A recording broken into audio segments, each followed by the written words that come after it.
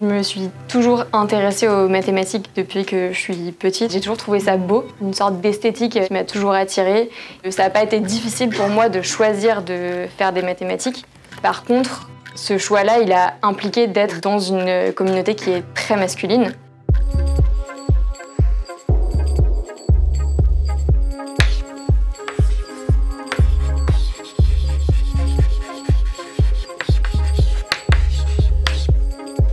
Mon sujet de thèse consiste à utiliser les mathématiques pour surveiller les espèces sauvages, essayer de détecter si certaines espèces sont en déclin et si c'est le cas, comment on pourrait le réparer.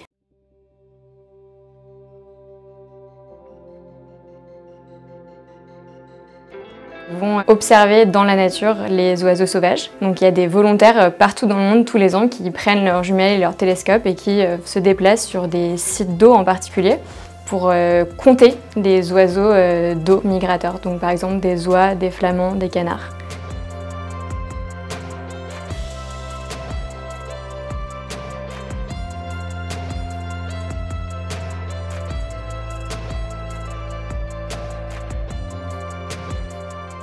Je développe des méthodes d'analyse de données de comptage, en particulier des méthodes qui sont destinées à analyser des données qui sont lacunaires. Ça veut dire qu'on a un tableau de données et il y a des trous dedans, il y a des données qu'on n'a pas pu observer.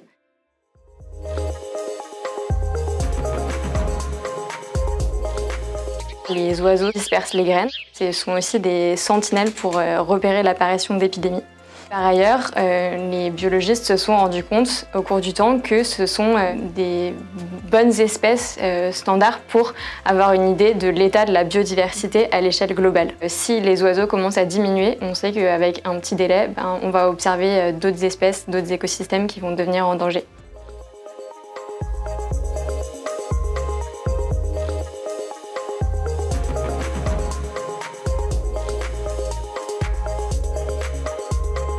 Pendant mes études d'ingénieur, il y avait 15% de filles dans ma promotion. C'est vraiment pas beaucoup. Il faut en fait quand même un peu s'accrocher, pas pour continuer à faire des maths, mais pour accepter d'être dans un milieu comme ça, parce que ça implique certains inconforts. Je pense que j'ai eu la chance aussi d'être soutenue à tout moment par ma famille et mes proches. On m'a jamais dit dans mon entourage proche que je pourrais pas faire des maths parce que j'étais une fille.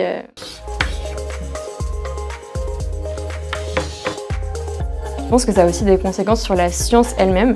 J'ai un exemple très concret. Cet été, j'ai relu un article de machine learning. Les auteurs n'étaient que des hommes et je me suis rendu compte en regardant la section des résultats, systématiquement, en fait, l'erreur de prédiction sur les hommes était beaucoup plus faible que pour les femmes. Donc ça veut dire qu'ils produisent des algorithmes qui systématiquement fonctionnent mieux sur les hommes que sur les femmes. C'est quand même des algorithmes qui ont vocation à moyen ou long terme à être appliqués dans des cas concrets, quoi. Une fois qu'on sait ça et qu'on se rend compte que les algorithmes fonctionnent beaucoup mieux pour les hommes que pour les femmes, c'est très très gênant parce que il y a un problème de discrimination.